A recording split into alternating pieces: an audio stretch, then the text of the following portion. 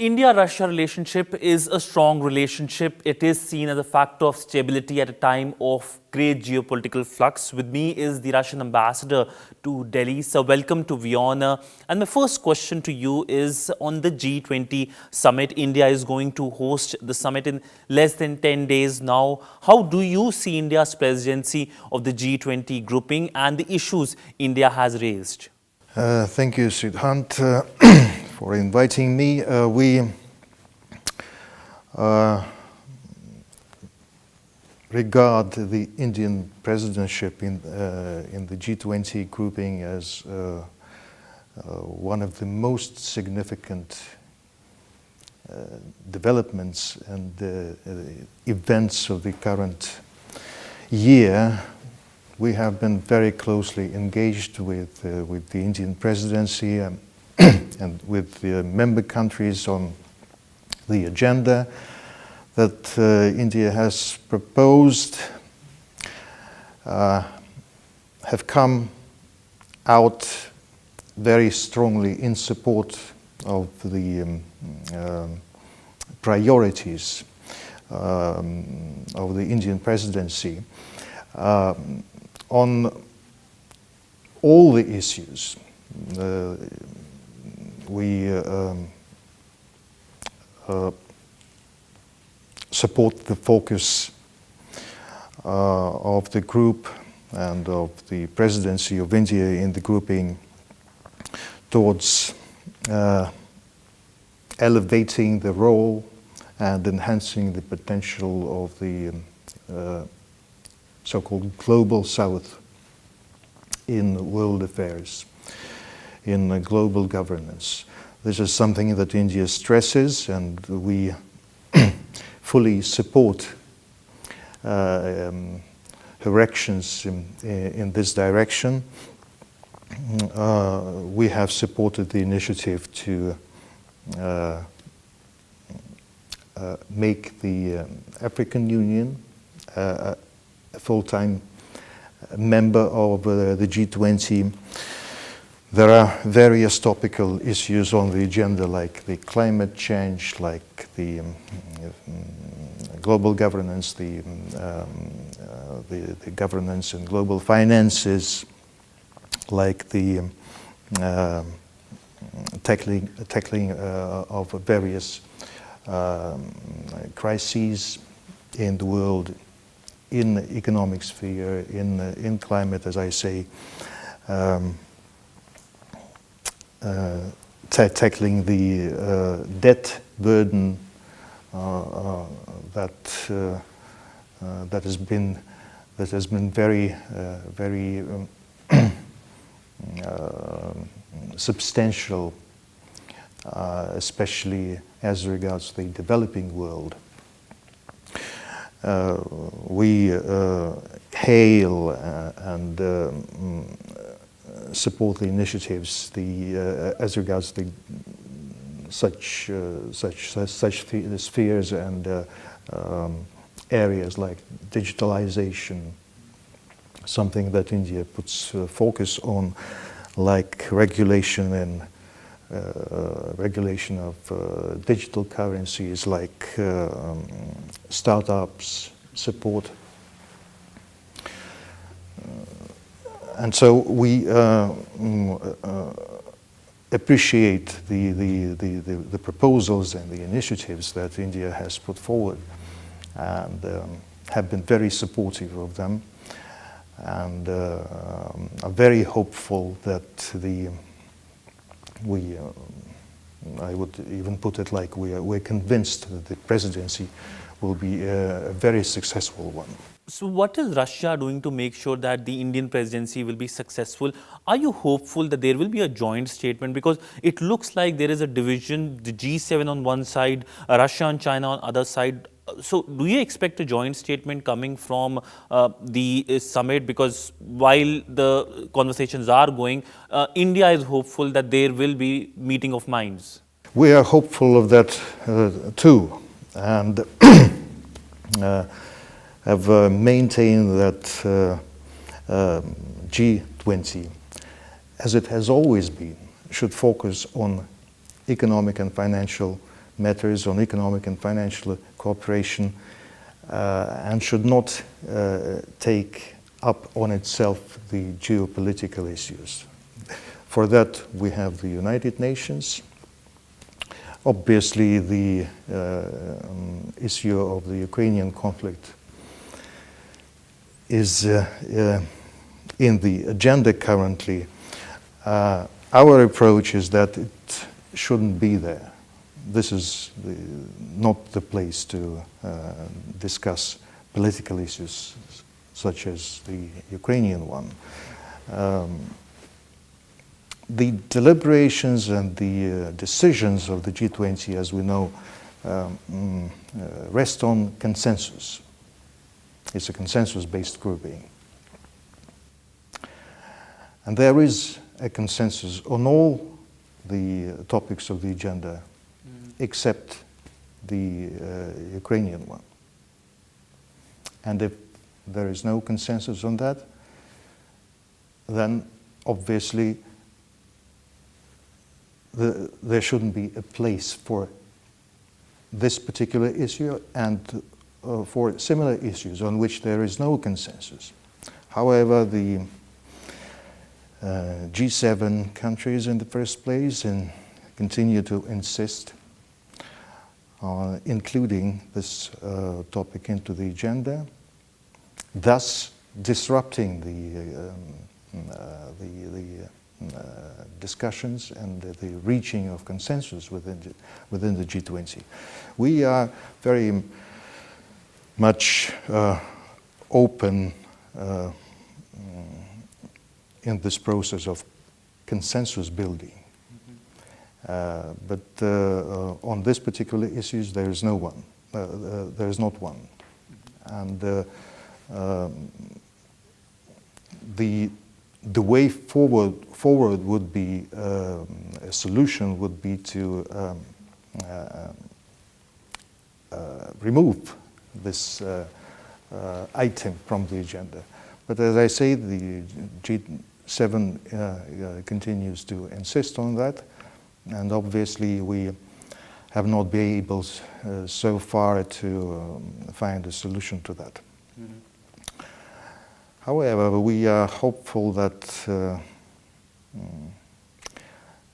the preparation of a declaration continues. Further discussions will take place, and we are hopeful that there will be a formula, a mutually acceptable formula on which we can, to which we can arrive. But let's see. At the moment, the discussion looks like stuck. Mm-hmm. But let's see. The most important way forward would be to come to a formula if we retain the Ukrainian issue mm-hmm. in the agenda. That would take into account the Russian legitimate concerns. Mm-hmm. At the moment, it doesn't look so, but we're still hopeful, and let's see where we can, with what we can come up mm-hmm. Within the time left. So the Russian president will not be present in person, and the Russian foreign minister will be present, something we saw at the Bali summit as well. So what's the reason that the Russian president is not present in person? Because relationship is quite good as well, and I'm pretty sure that there must be a lot of hopes here in Delhi that we could see the visit of the Russian president. And there are reports saying the Russian president is traveling to China for the BRI summit in October. So if you can talk about that as well. I'm not aware of his plans to travel elsewhere, be it China or some other country.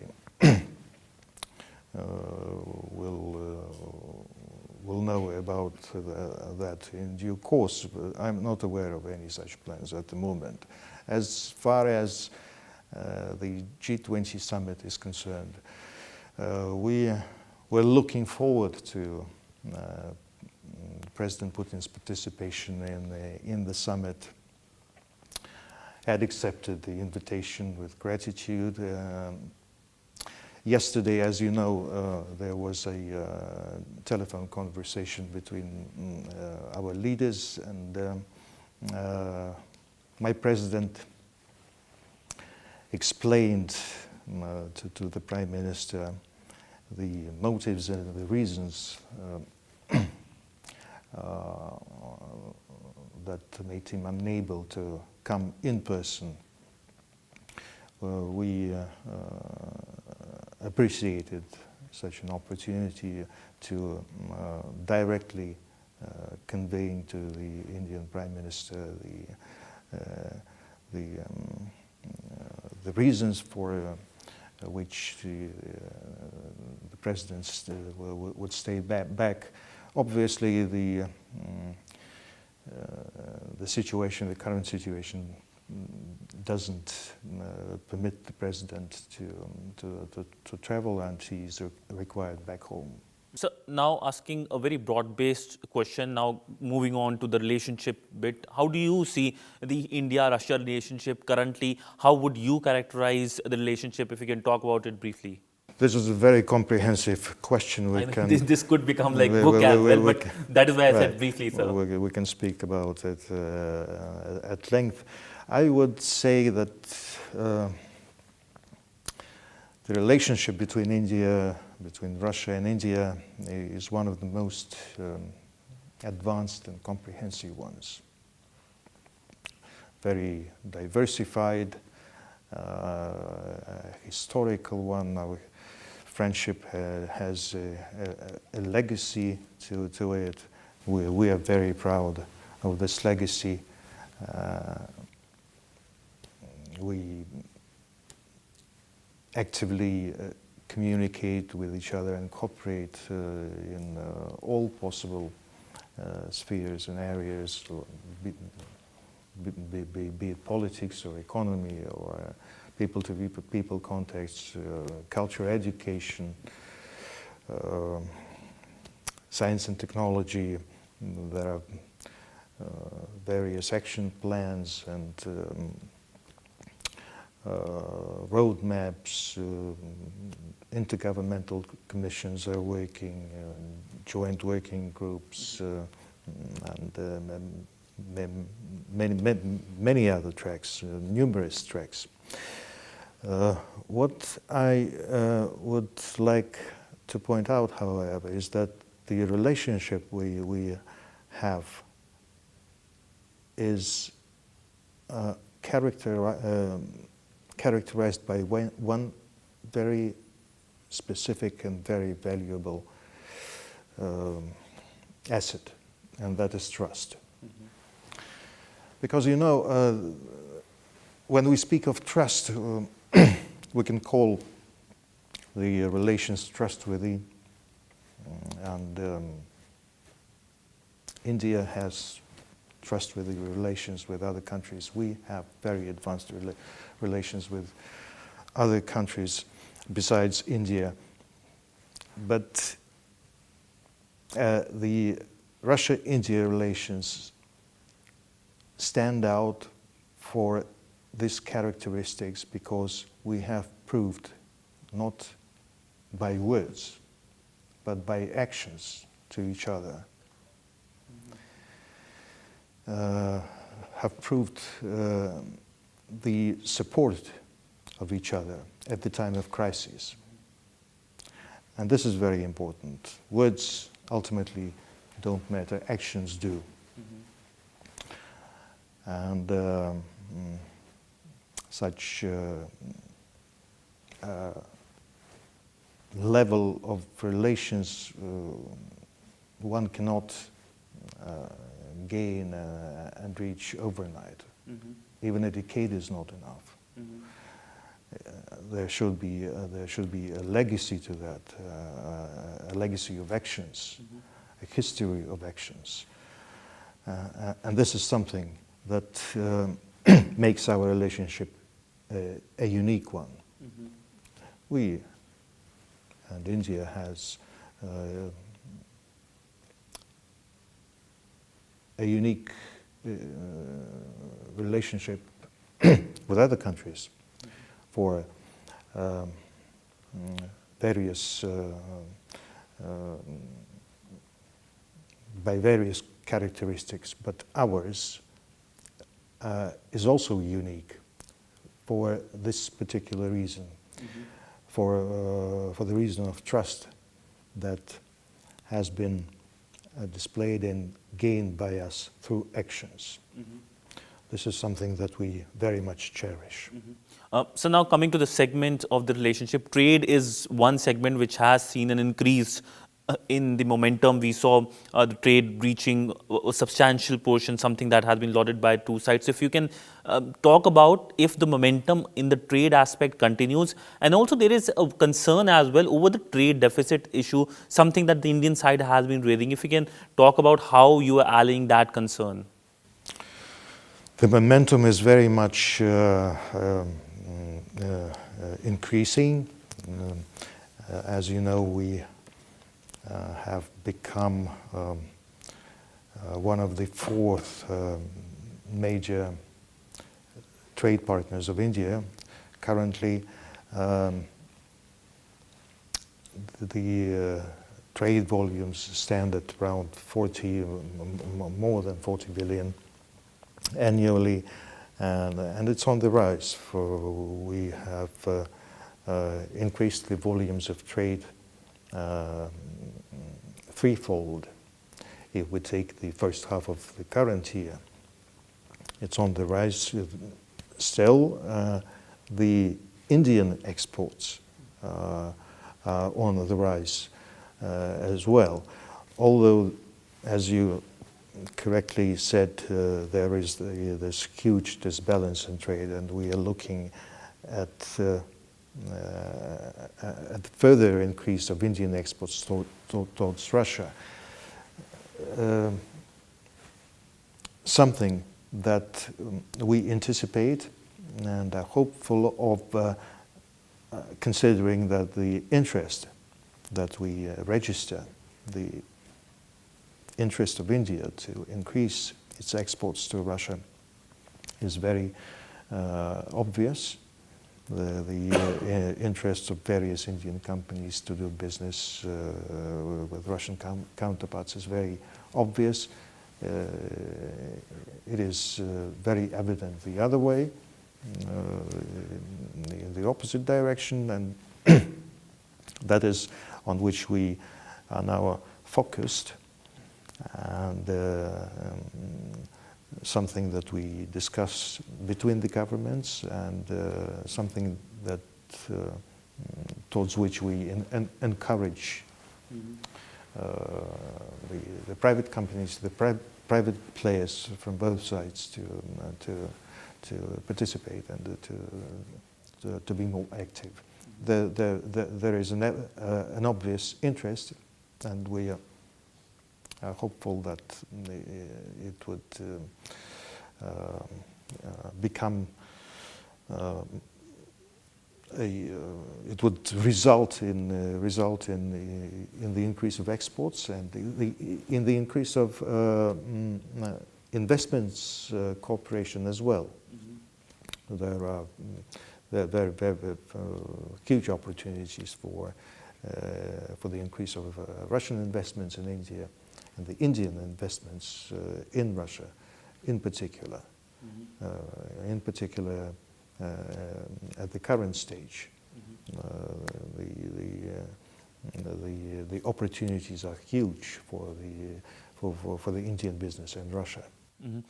So another aspect is the usage of the national currencies, rupee ruble mechanism. What is the update, or what is the status for it? Because there have been reports that the focus is usage of dirham or yuan. So is it true, or is the rupee ruble mechanism working and Russia is okay with Indian rupees? No, we're very much okay with the Indian rupees. We are even more okay with Russian rubles. The mechanism has been established. But I would agree that it doesn't work properly at the moment. For various reasons, but we have been in regular conversation with each other how to fine-tune it and to make it more efficient. Other currencies are in the use as well, but this is not a priority.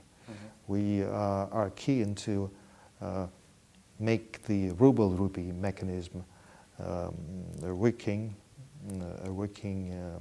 route and an efficient way to increase financial relationship between our countries. We would be happy with USD and with other hard currencies, but as you know, the US and the Europeans are not do not allow to do that. India recently had a pact with UAE for trading in national currencies, dirham, rupee pact. Do you think that as a model for India, Russia trading in national currencies, or that model can be used for trading with Russia via UAE?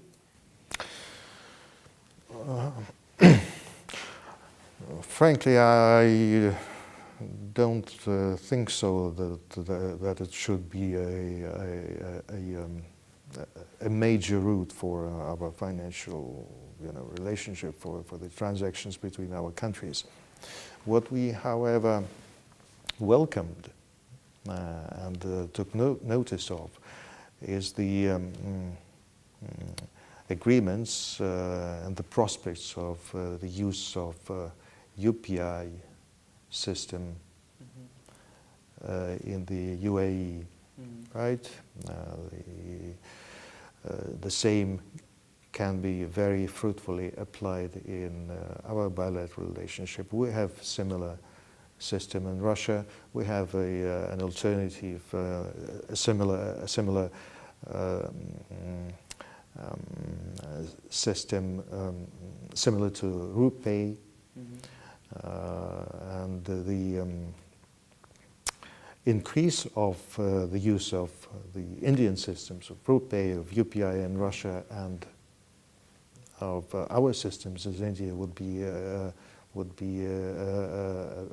much welcomed development, and we are in talks with each other on this, and I'm very much hopeful that we will arrive at a mutually agreed arrangements as regards of the use of these systems in our countries. Another perspective of the relationship is that India has good relationship with many countries when it comes to P5 as well. One is US. We have seen a lot of high-level engagements.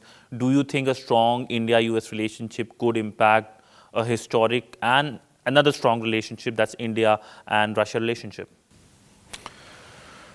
We hope that it would benefit the Russia-India relations. We do not develop our bilateral relations to the detriment of India's relations with other countries. India doesn't do anything of the kind either. However, the US has a different approach. It openly says that they are keen to disrupt Russia-India relations, something that we cannot accept and do not encourage. Our relationships with India, I would repeat, is aimed for the good, has a very positive nature. We do not accept the zero-sum games in international relations. We welcome the increase in the increase of India-US relations, the strengthening of this relationship, and do hope that they would not influence the relations that we have between us. Mm-hmm. India is not interested in that, of course. This is quite obvious. And so you know, the relations, the bilateral relations, any bilateral relations, they should be positive in nature and create a positive atmosphere and the opportunities for other relationships. Mm-hmm. For that, the approach of all the participants should be a positive one and should rest on positive attitude, not a negative attitude. Mm-hmm. We do not develop our relations with India against anyone. Mm-hmm. And are hopeful that the US also continues with its relationship with India, not against Russia or anyone else, mm-hmm. but for the good, not for the bad. Mm-hmm. So now moving gears to S-400, a conversation which has been part of the relationship between the two countries. What is the update as to when the entire system can arrive to India? There have been reports saying that there could be delays or there are delays because of the ongoing conflict. Is it true? If you can clarify on that as well. As far as S-400 is concerned, the supplies and the delivery, we have a plan, a mutually agreed a plan according to which we proceed with the deliveries and with this agreement. There is a timetable. I would not like to elaborate on that, but there is a timetable mutually agreed upon, and we proceed in full accordance with those mutual understandings and agreements as far as the S-400 deliveries are concerned. Mm-hmm. So energy cooperation has become a major pillar of this relationship, other than, of course, defense, space. So on energy cooperation, if you can talk about where the trajectory is going, because India has substantially increased its energy imports from Russia, despite the Western pressure as well. So how do you see the prospects of this cooperation going forward? We are very optimistic as regards the prospects of our energy cooperation, not only in oil supplies and not only in hydrocarbon sector, but also in the nuclear energy sector. Mm-hmm. As you know, we have our flagship project at Kudankulam, which is going on track. This is the only example of nuclear energy cooperation that India currently has with any countries. As far as the oil supplies are concerned, they are on the rise. The level fluctuates, obviously, but generally there is the increase of supplies, and we are keen to continue with this dynamics. But besides supplies, we have been very closely engaged on investment projects, mm-hmm. Both ways. We have investments, huge investments projects in India. India has invested a lot in the Russian energy sector. There very good prospects for cooperation in Russia's Arctic shelf and in various projects that we have in our territory.